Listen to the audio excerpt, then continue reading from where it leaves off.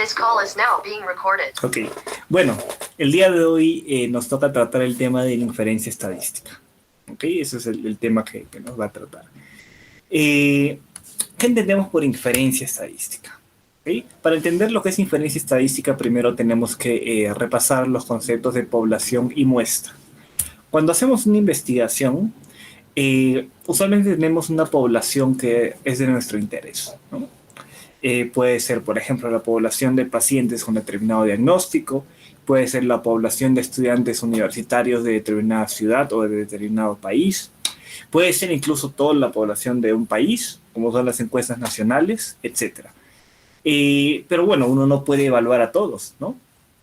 O bueno, difícilmente se hace o muy rara vez se hace, ¿no? Cuando uno evalúa a toda la población, hablamos de un censo.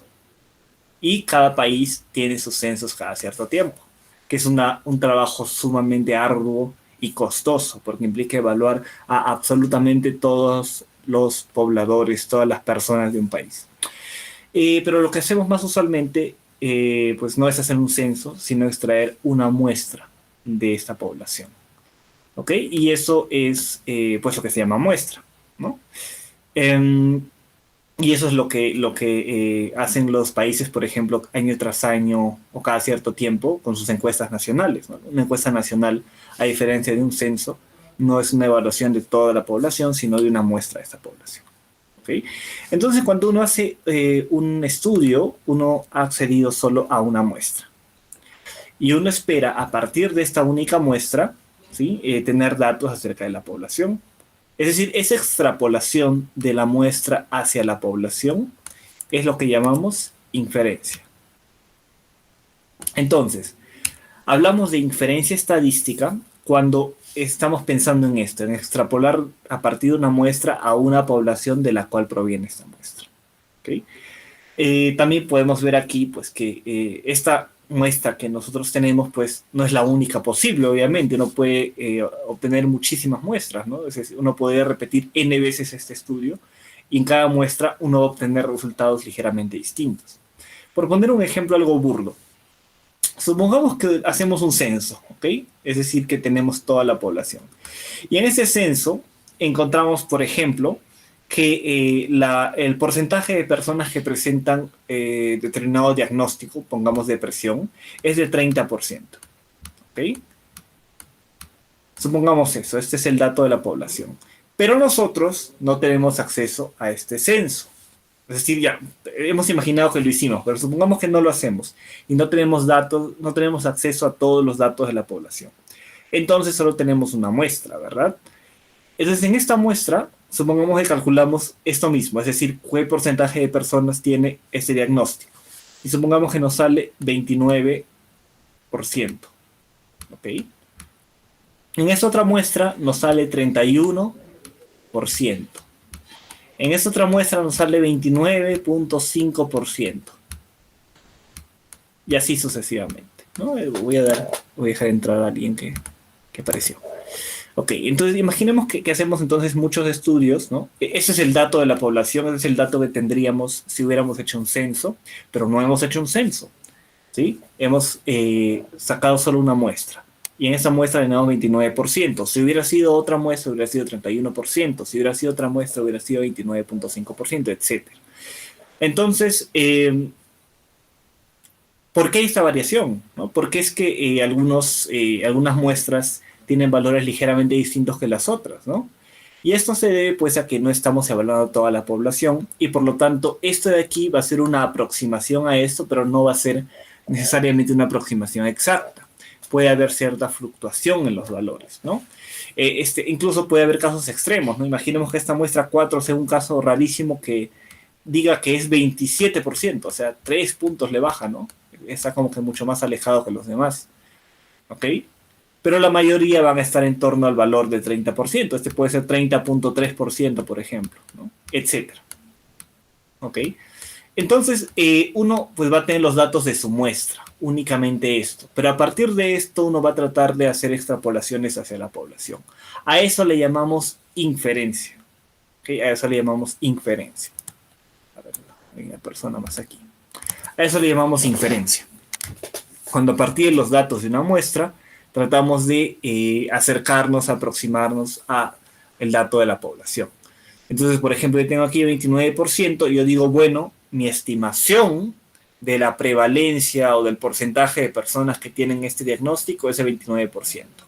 No sé yo cuál será realmente el valor en la población. Bueno, en ese caso, como estamos haciendo un ejercicio, sí sabemos, ¿no? Pero en la vida real no sabemos esto.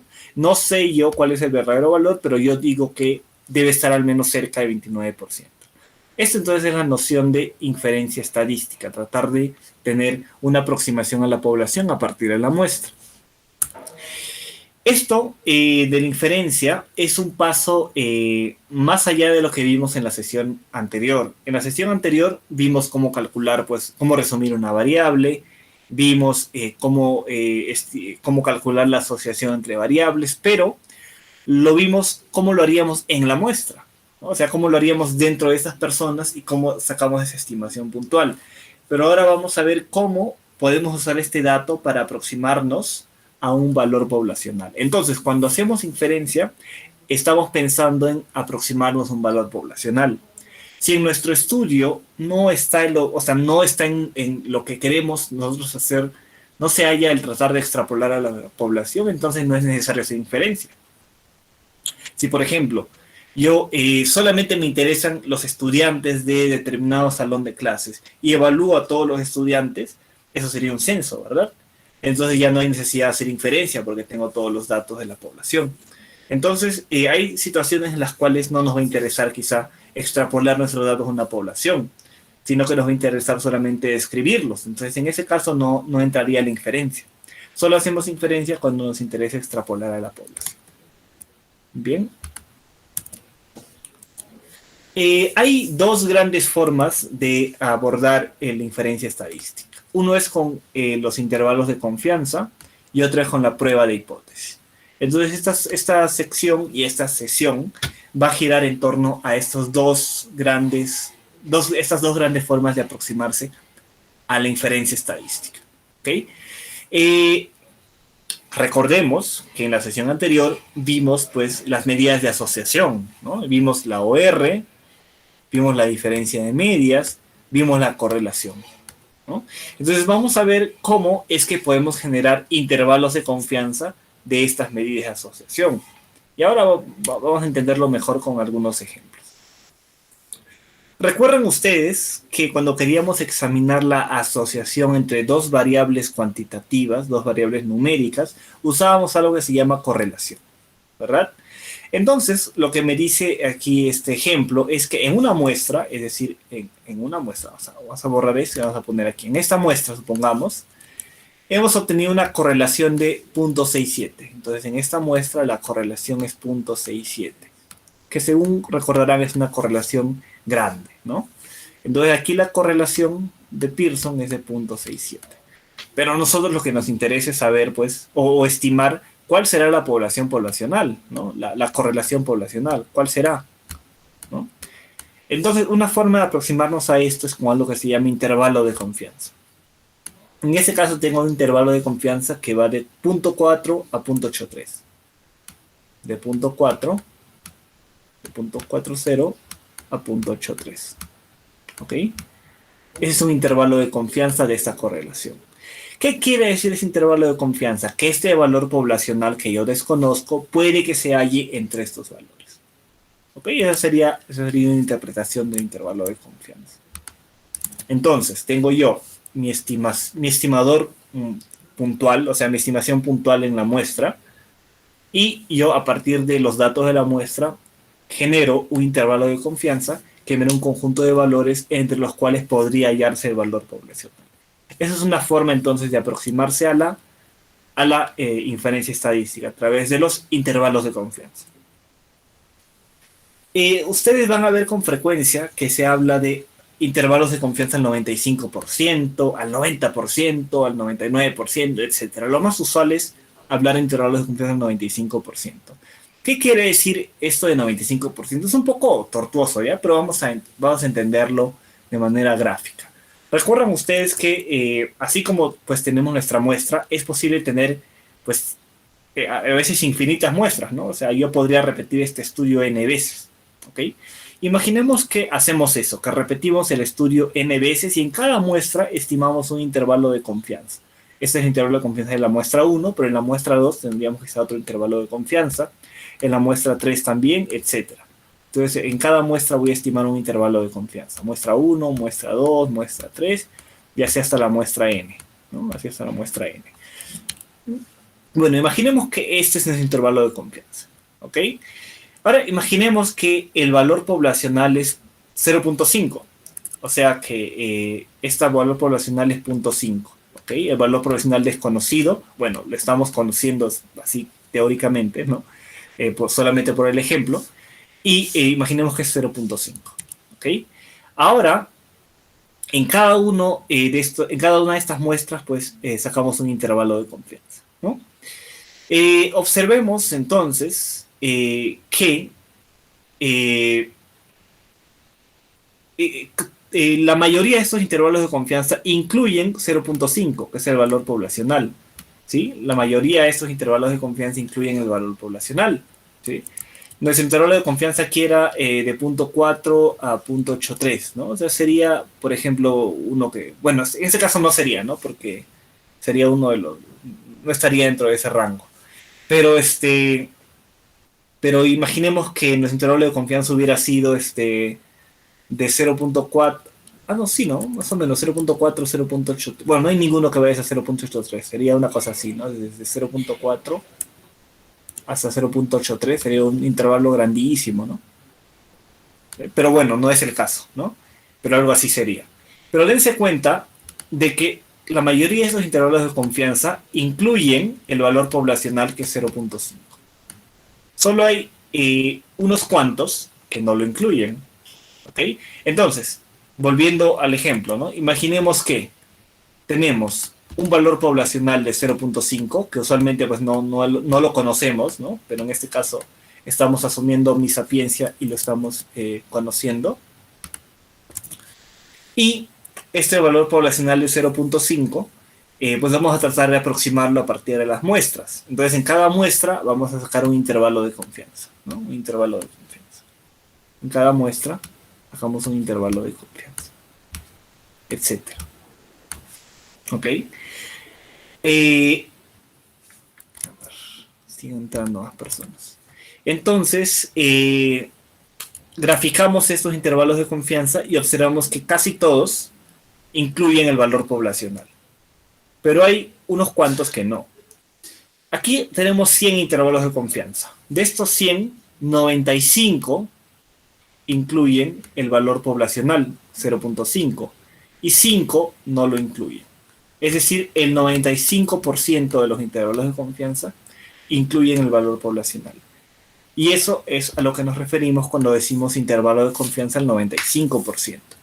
A veces la gente se confunde y dice que 95% quiere decir que tenemos el 95% de certeza de que nuestro valor poblacional está dentro de ese intervalo, pero no es tanto así. La verdadera explicación es que si repitiéramos el estudio muchísimas veces y en cada uno de estos estudios sacáramos un intervalo de confianza, el 95% de estos intervalos incluiría el valor poblacional. Entonces, nosotros lo que queremos o lo que deseamos es que nuestro estudio sea alguno de estos de color más tenue, es decir, alguno de los 95 que incluyen el valor poblacional. Eso es lo que deseamos, eso es lo que aspiramos. ¿Por qué? Porque si es así, entonces nuestro intervalo va a incluir el valor poblacional en algún punto. Supongamos que este sea nuestro intervalo. Entonces, pues no sabemos exactamente cuál será el valor poblacional, pero está entre alguno punto del intervalo. Y así con todos los demás, con todos los demás 95. Si tenemos mala suerte, nuestro estudio va a ser uno de los 5 malcriados que no incluyeron al intervalo, no incluyeron el valor poblacional, y podríamos estar equivocados, ¿no? Si decimos, por ejemplo, que el valor poblacional está en algún punto de este intervalo, ¿no? Pero con suerte, nuestro intervalo de confianza va a ser uno de los que están de color más claro. ¿Sale? Eso entonces es la explicación de qué es un intervalo de confianza. Ahora apliquemos esta noción de intervalo de confianza a lo que conocemos, ¿ok? Empecemos con una OR, una razón de odds. Recordarán ustedes que una razón de odds era la división de dos odds. Lo usábamos para examinar la asociación entre las variables binarias. Y el valor de no efecto de una razón de odds era 1, ¿no? Porque era la división implicaría que ambos, tanto el numerador como el denominador, fueran lo mismo. Es decir, que la probabilidad o el odds de tener determinada condición sería la misma, tanto si fuiste expuesto como si no fuiste expuesto al factor de riesgo, ¿no? Entonces, una OR de 1 indica ausencia de asociación. Y es el valor de no efecto, por lo tanto, de la OR. Eso sí lo recordamos, ¿no? Ahora, pensemos lo siguiente.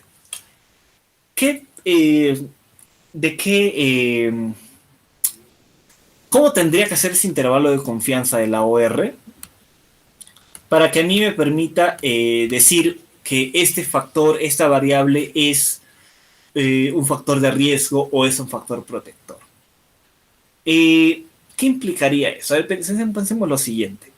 Si mi intervalo de confianza, imagínense ustedes que fuera así, desde 0.8 hasta 3.2, ¿ok? O sea, sería desde por aquí hasta pues por aquí más o menos, ¿no? Ese sería mi intervalo de confianza, ¿ok?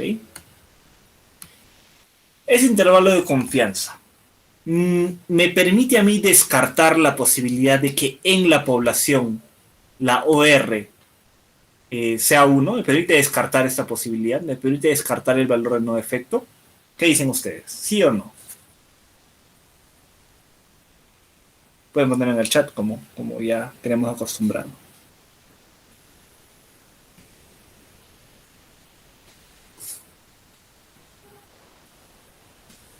Ok.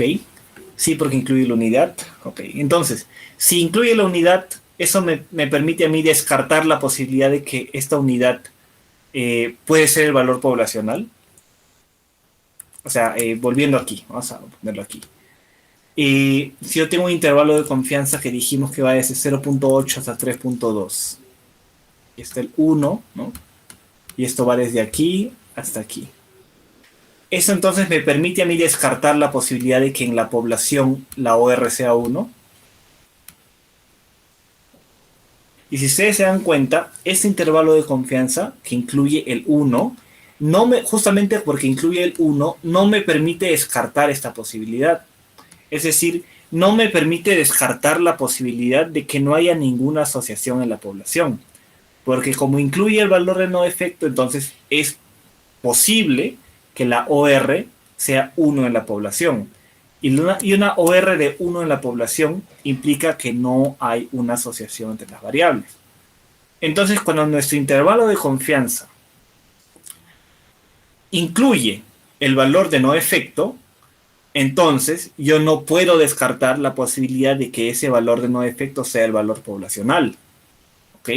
En cambio, si mi intervalo de confianza fuera así, ¿no? Que fuera, digamos, desde, no sé, desde 2.1 hasta 4.2, entonces aquí yo sí puedo descartar esta posibilidad. Yo digo, bueno, el intervalo de confianza no incluye 1. Entonces, en la población probablemente el valor no va a ser 1, el AOR no va a ser 1. Y como descarto esta posibilidad, entonces yo digo, parece que sí hay cierto grado de asociación entre las variables a nivel poblacional.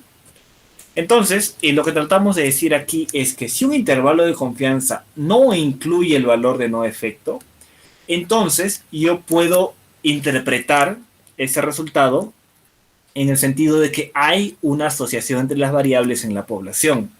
Y a eso le llamamos un resultado estadísticamente significativo. ¿Ok? A ver, vamos a poner un par de ejemplos más. Imaginen un intervalo de confianza que vaya desde 1.7 hasta 6.2. Imaginen un intervalo de confianza que vaya desde 0.6, bueno, desde 0.5 hasta 0.6, ¿ok? Piensen en esos dos intervalos de confianza, son dos intervalos distintos, ¿no?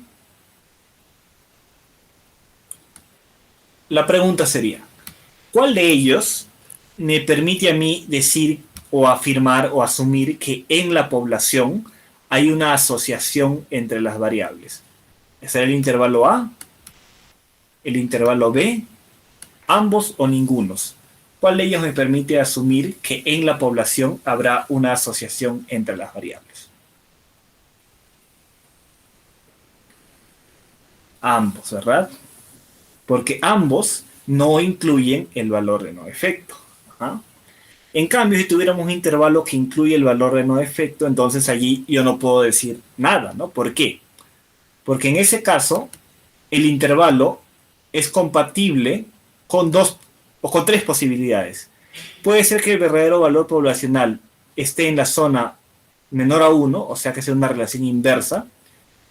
Puede ser que el intervalo esté en la zona mayor a 1, o que sería una relación directa, o puede ser que el verdadero valor poblacional sea 1. O sea, puede ser que el valor poblacional sea menor a 1, mayor a 1 o 1. Hay tres posibilidades totalmente incompatibles entre sí y ese intervalo está incluyendo las tres. En cambio, los intervalos A y B son intervalos que están totalmente a la izquierda o a la derecha del valor de no efecto. El intervalo A, por ejemplo, me permite afirmar que hay una relación inversa entre las variables a nivel poblacional. El intervalo B me permite afirmar que hay una relación directa entre las variables a nivel poblacional. ¿Okay? Eso entonces es la lógica de los intervalos de confianza. Veamos un ejemplo de un artículo publicado. Aquí tenemos una variable que es la variable sexo, ¿okay? Sexo mujer, ¿ya? Porque los hombres van a ver aquí que son como que el grupo de referencia. Y tenemos la depresión. ¿Okay? Haciendo el cálculo se observa esta OR con su intervalo de confianza. Es decir, tenemos una OR de 1.89. Si lo graficamos, pues estaría en algún punto de aquí, ¿no? 1.89. ¿Okay? Y su intervalo de confianza va desde 1.37, digamos que por aquí, hasta 2.63, digamos que por aquí. ¿Okay? Ese sería su intervalo de confianza. Pregunta, ¿ese intervalo de confianza me permite a mí afirmar que hay una asociación, sea directa o inversa, entre las variables? Y si es así, ¿qué tipo de asociación será? ¿Inversa o directa?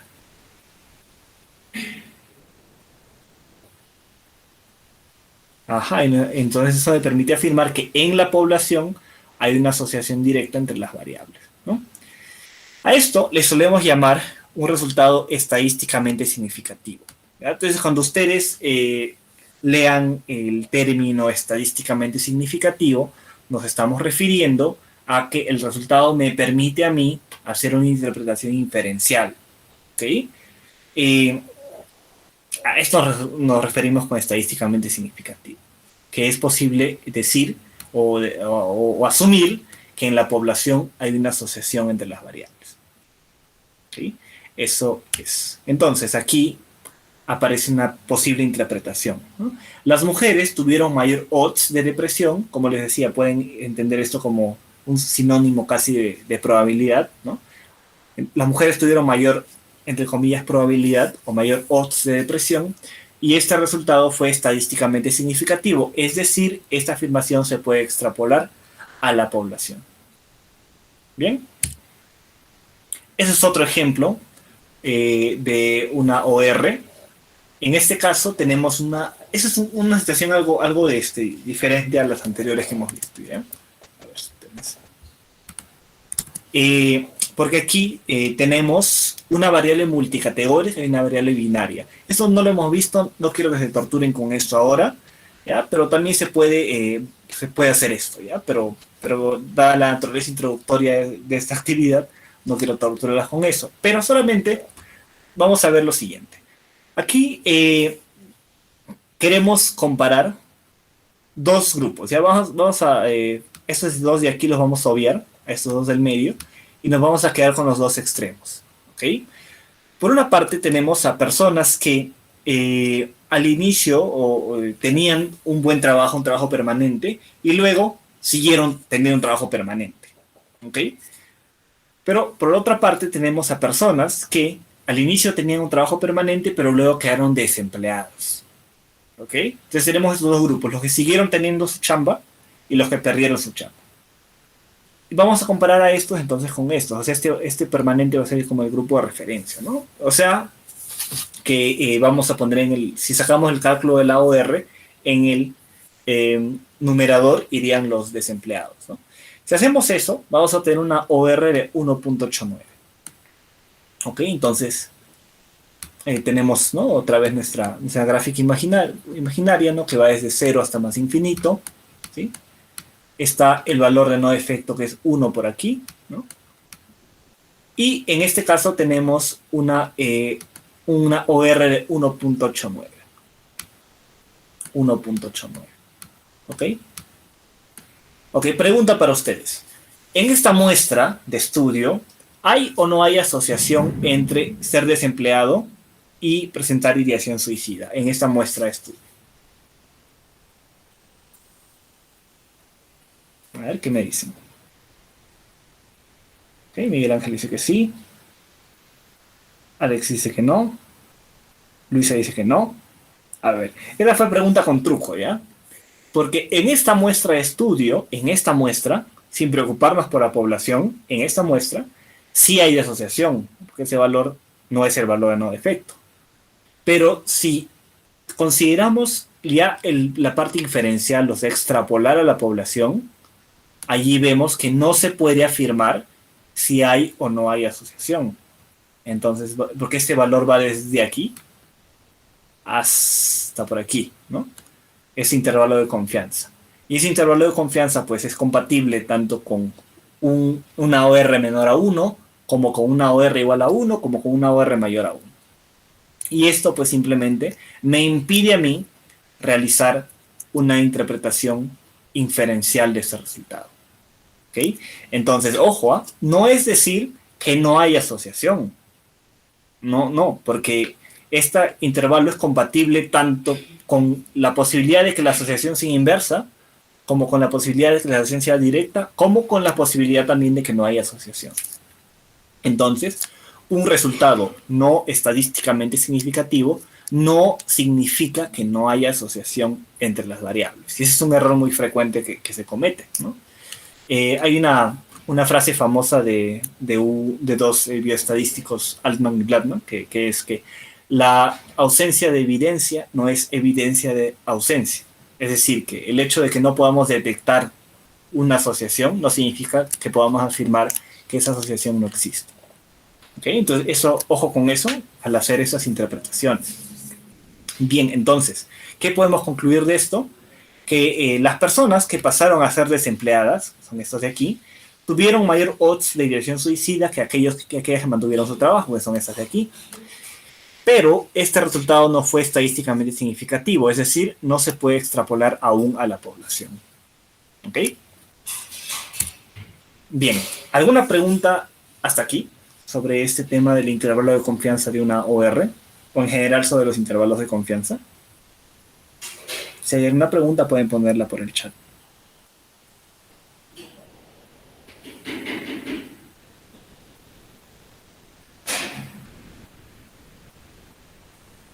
¿Sí? A ver, ahí hay una pregunta. Wilson pregunta, ¿el intervalo de confianza nos permite saber si podemos inferir? Claro, esa sería una forma de resumirlo, ¿no? El intervalo de confianza nos permite ver si podemos inferir o no, ¿no? Si podemos hacer interpretaciones inferenciales o no. ¿Sí? Sí, sí. Porque nos da un conjunto de posibles valores que puede tener nuestro coeficiente, ¿no? En la población. Sí, esa sería una forma de verlo. ¿Sí? ¿Cómo definimos? Dice Miguel Ángel, pregunta, ¿cómo podemos conocer la OR poblacional? Bueno, justamente la OR poblacional es lo que no conocemos, ¿no? Justamente esto es desconocido, porque para conocerlo tendríamos que hacer un censo, tendríamos que evaluar a toda la población. Hace un ratito pusimos, ¿no? Aquí sabemos que la OR es tanto, pero eso solamente con fines de explicar el concepto, ¿no? Porque en realidad en la vida real, cuando hacemos una investigación, no sabemos cuál es el valor poblacional. Y justamente el intervalo de confianza es una forma de tratar de aproximarse a ese valor poblacional, de dar un conjunto de posibles valores dentro de los cuales puede hallarse ese valor poblacional, y esa sería la respuesta a su segunda pregunta. ¿Cómo definimos el intervalo de confianza? Lo definimos como un conjunto de valores entre los cuales puede hallarse el valor poblacional. ¿Okay? Entonces, lo único que vas a tener tú en tu estudio es el dato de tu muestra, sea tu correlación, tu OR, tu diferencia de medias, lo que fuera, y un intervalo de confianza que vas a generar con los datos de tu muestra y que te va a decir pues entre qué valores podría hallarse el valor poblacional. Ok. Miguel Ángel dice que su segunda pregunta no la redactó bien. Puedes volverla a escribir, ¿sí? Sin problemas. Ok. Bueno, también creo que ya sospecho que por dónde va la pregunta de Miguel Ángel. Quizás se refiere a cómo lo calculamos, ¿no? Cómo tenemos intervalo de confianza. Ok. Sí, sí, ¿cómo obtenemos esto de aquí? Bueno, todo se resume a una cosa que se llama error estándar, ¿ya? Que no les voy a torturar ahora con qué es, ¿ya? Pero más o menos es, imaginando que hacemos muchos estudios, ¿no? Sería pues ver qué tanta variabilidad puede haber entre estudio y estudio, ¿ya? Esa es más o menos la idea de error estándar, pero no quiero profundizar en este punto ahora, porque estamos tratando de hacerlo algo introductorio, pero es un cálculo, ¿no? que implica el error estándar y que implica un nivel de confianza que asumamos, y hacemos un cálculo sencillo y obtenemos intervalo de confianza. El error estándar va a variar, la forma en que calculamos o estimamos el error estándar va a variar según qué cosa sea lo que estemos estimando. Por ejemplo, el intervalo de confianza de la OR es un poco tortuoso porque tenemos que hacer unas transformaciones, ¿ya? Pero no quiero que nos centremos en eso ahora, pero para quien tenga curiosidad, en cualquier texto de estadística puede chequear sobre errores estándar e intervalos de confianza, y allí va a encontrar la información detallada, ¿sí? Pero sí, es una buena pregunta. Quizá al final, ¿no? Podemos hablar un poco de eso, pero avancemos ahora, ¿no? Para centrarnos en la parte conceptual. Muy bien. Bueno, igual si surgen más preguntas, igual las vamos haciendo, ¿no? En los espacios de las diapositivas de preguntas. Son muy buenas sus preguntas. Bueno, pasemos a lo siguiente, que es el intervalo de confianza de una diferencia de medias. Ya vimos el intervalo de confianza de una OR, ahora vamos a ver el intervalo de confianza de una diferencia de medias. Vamos a trabajar con una lógica muy similar. Recordarán ustedes que el valor de no efecto de una diferencia de medias era 0. ¿Ok? Entonces, si el intervalo de confianza no incluye ese valor de no efecto, o sea 0, entonces se dice que el resultado es estadísticamente significativo. Ejemplo. Aquí tenemos una variable que es la edad de inicio. ¿De qué? De conductas de autolesión. ¿Ok? Y estamos comparando a dos grupos de chicos, de adolescentes.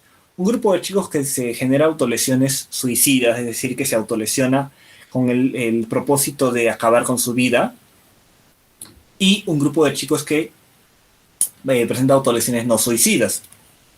Es decir, que se autolesionan no porque quieran matarse, sino porque lo hacen como una forma de regular sus emociones, de tranquilizarse, ¿no?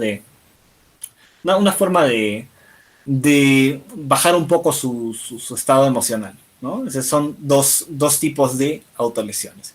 Entonces, en este caso, que tenemos una variable binaria, que es el tipo de autolesión, y tenemos una variable cuantitativa, ¿sí? Una variable cuantitativa, que es la edad de inicio, ¿no? La edad de inicio, a qué edad comenzaron a autolesionarse. Entonces, queremos ver si es que la edad de inicio varía según si los chicos realizan autolesiones suicidas o si realizan autolesiones no suicidas. En el primer caso, los chicos que se generan autolesiones suicidas, el promedio de inicio es 15.43. O sea, la edad promedio de inicio de estas autolesiones es 15.43 años. Por otra parte, los chicos que presentan autolesiones no suicidas tienen como edad promedio de inicio 13.8. ¿Ok? Si ustedes ven aquí, pues parece que los chicos que se generan autolesiones suicidas comienzan más tarde que los chicos que se generan autolesiones no suicidas. Si sacamos la diferencia de estas dos medias, o sea, la famosa diferencia de medias, vamos a obtener un valor de 1.62. Y aquí es que entra el intervalo de confianza. ¿Sí? Tenemos intervalo de confianza y vemos que este intervalo de confianza va desde 0.8 hasta 2.43. ¿Okay? Entonces, generamos esta recta, ¿no? Que va desde, en este caso va desde menos infinito hasta más infinito. Y tenemos el valor de no efecto. ¿Cuál es el valor de no efecto por una diferencia de medias? Ahí me hacen recordar. Ahí pueden poner por el chat. ¿Cuál es el valor de no efecto para una diferencia de medias? 0, ¿verdad? Muy bien, entonces sería 0. Excelente. Entonces, este intervalo de confianza va desde 0.8, desde 0.8, más o menos por aquí, hasta 2.43, ponte por aquí. Ese es intervalo de confianza. Voy a pintarlo de otro color, de azul. Ese es intervalo de confianza. Entonces, pregunta. Este intervalo de confianza me permite a mí asumir que puedo descartar el valor de no efecto como valor poblacional. Es decir, ¿puedo asumir yo que hay una diferencia entre ambos grupos en la población? ¿Sí o no?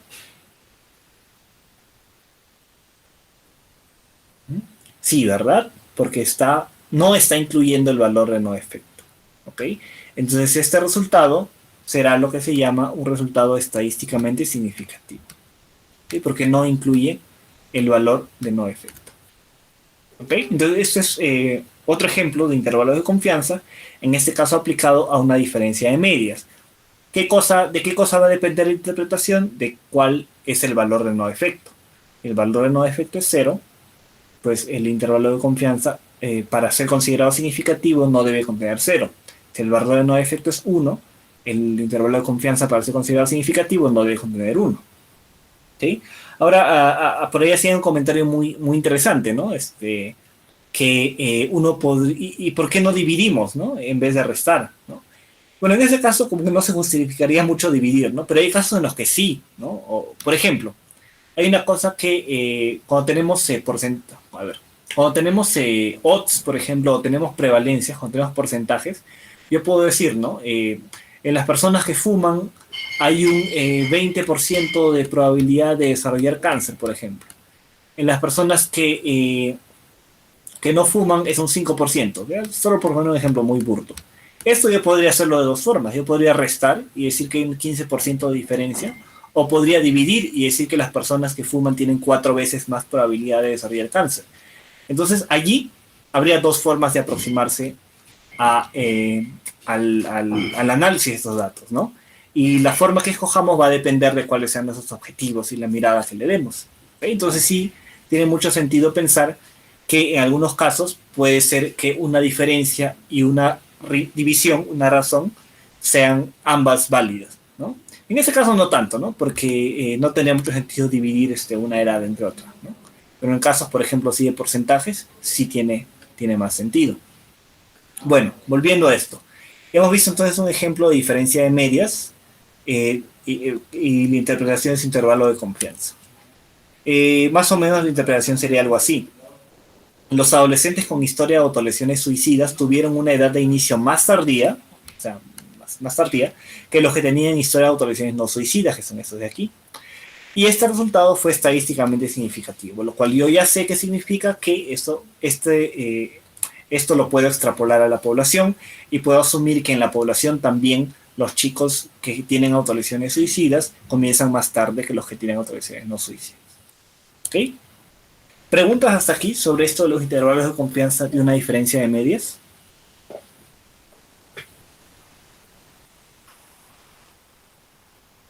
Alex pregunta, en la tabla de diferencias de medias, ¿qué test de hipótesis han usado en esas variables? Bueno, aquí no hay prueba de hipótesis, ¿no? Porque tenemos la diferencia de medias, o sea, las medias, la diferencia de medias y el intervalo de confianza. No hay aquí prueba de hipótesis. Test de hipótesis o prueba de hipótesis lo que vamos a ver más adelante, que son ese famoso p-valor, ¿no? El p menor a 0.05 que a veces vemos, ya, esa es la prueba de hipótesis. Eso lo vamos a ver en la segunda parte de esta sesión. Pero aquí en esta tablita no hay no hay ninguna prueba de hipótesis, solo están las medias y los intervalos de confianza. ¿Ok? Y no, aquí en esta tabla no, solamente se realizó la diferencia de medias. O sea, Alexander pregunta si se hizo algún test como test Udeman-Whitney, pero no, aquí no. Solo tenemos la diferencia de medias y el intervalo de confianza. ¿Sí? Como les decía, esa es una forma de aproximarse a la inferencia. Ya vamos a ver más adelante qué cosa es esto de la prueba de hipótesis. Bueno, ¿alguna otra pregunta sobre esa parte del intervalo de confianza de una diferencia de medias?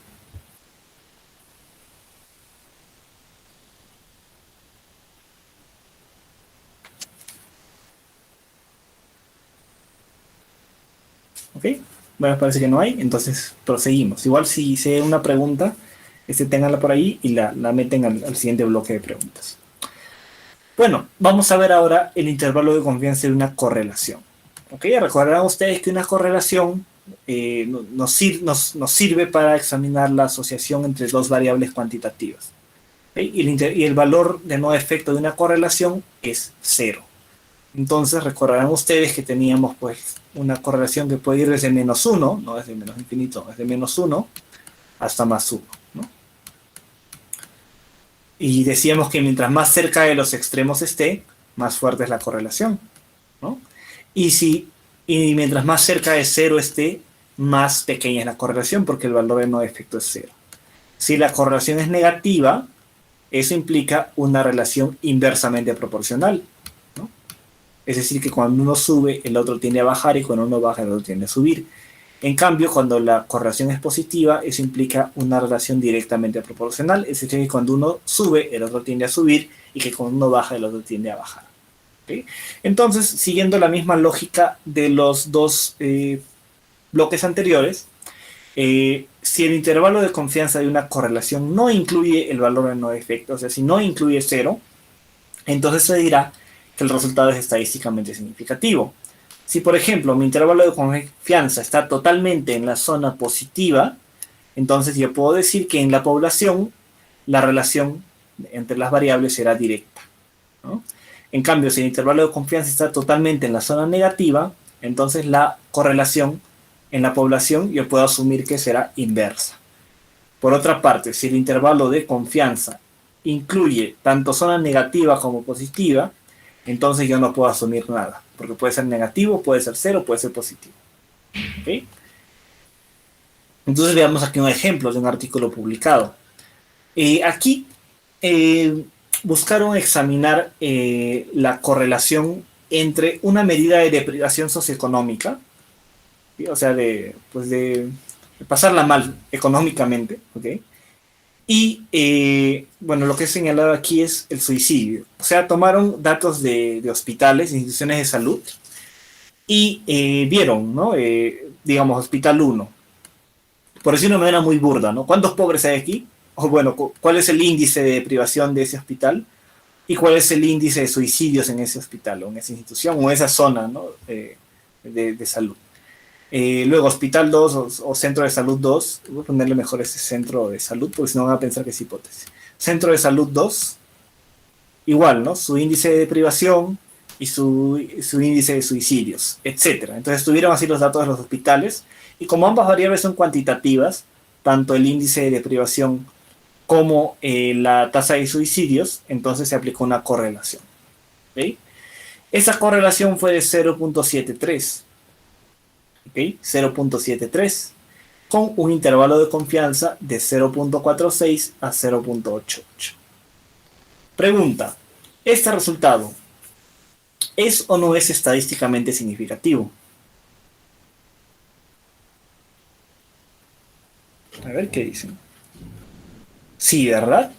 ¿Por qué? Porque está totalmente en la zona positiva de los posibles valores de la correlación. Es decir, que yo puedo asumir que en la población la asociación también va a ser directa. ¿Ok?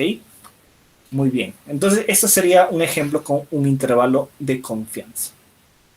Dicho sea de paso, aquí han aplicado una correlación que se llama Spearman, que como les mencionaba en la sesión anterior, es una variación de la correlación de Pearson. Bueno, aquí hay una posible interpretación de este resultado, ¿no? Que se observó una asociación positiva y de magnitud grande. Si ustedes recuerdan, ese 0.73 sería una correlación grande entre la deprivación económica y el suicidio. Esta correlación fue estadísticamente significativa, es decir, es casi seguro que también será positiva en la población. ¿Ok? Muy bien, aquí hay un resumen que creo que les puede ayudar a recordar lo que hemos visto, ¿no? Cuando examinamos una correlación, el valor de no efecto es cero. Si el intervalo de confianza incluye el valor de no efecto, simplemente decimos que los resultados no son concluyentes. Es decir, no podemos hacer interpretaciones inferenciales. Es decir, los resultados no son estadísticamente significativos. Cuando en la correlación el intervalo de confianza está por encima del valor de no efecto, o sea, por encima de cero, se puede asumir que a nivel poblacional existe una relación directa entre las variables. Relación directa. En cambio, si el valor de no efecto está por debajo, si el intervalo de confianza está totalmente por debajo del valor de no efecto, se puede asumir que a nivel poblacional habrá una relación inversa. ¿Okay? ¿Por qué resalto lo de nivel poblacional? Porque recuerden que la inferencia se hace pensando en extrapolar a la población. ¿Ya? Yo puedo tener, digamos, una correlación así, ¿ya? 0.83, súper alta. ¿Ya? Pero con un intervalo de confianza que va desde menos 0.08 hasta 0.96. Sería muy raro encontrar algo así, ¿ya? Pero solo por poner un ejemplo. Aquí yo no podría decir que no hay asociación entre las variables, porque sí la hay, pero esa asociación se observa en la muestra. El problema es cuando queremos extrapolar a la población. ¿Okay? Entonces no sería correcto decir no hay relación entre las variables. Sí la hay una relación directa entre las variables, pero no lo puedo extrapolar a la población. ¿Okay? Por eso resalto lo de poblacional, porque al hablar de intervalo de confianza estamos hablando de la población. Bien. Con la OR, el valor de no efecto es 1, y cuando el intervalo de confianza está totalmente por encima de ese valor de no efecto, entonces decimos que la variable estudiada se asocia con mayor odds del desenlace. Es decir, que el grupo que pusimos en el numerador será el grupo que tenga mayor odds o mayor probabilidad del desenlace. Ponte que sea depresión, ponte que sea ideación suicida, ponte que sea enfermedad cardíaca, etc., ¿no? Y eso es lo que solemos llamar un factor de riesgo, ¿no? Si el grupo que pusimos en el numerador, es decir, el grupo, la variable estudiada o el nivel de la variable estudiada se asocia con mayor odds de desenlace, eso es un factor de riesgo. En cambio, si el intervalo de confianza está por debajo de 1, totalmente por debajo de 1, entonces se puede asumir que a nivel poblacional la variable estudiada se asociará con menor odds del desenlace.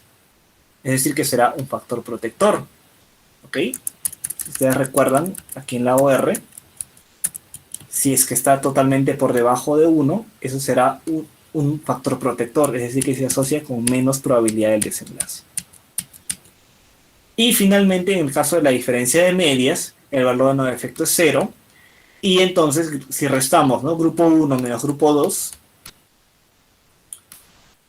y el intervalo de confianza de esta diferencia de medias está totalmente por encima de 0, entonces se puede asumir que a nivel poblacional el promedio del grupo 1 es mayor que el del grupo 2, ¿no? Porque si esto es un valor positivo y el intervalo de confianza también es positivo totalmente, entonces eso quiere decir que la diferencia implica que el grupo 1 es mayor que el grupo 2. En cambio, si esta diferencia es negativa, es decir, que el grupo 2 es mayor que el grupo 1, y el intervalo de confianza, aquí era positivo, y el intervalo de confianza también es totalmente negativo, entonces eso implicaría que a nivel poblacional también puedo asumir que el grupo 2 es mayor que el grupo 1.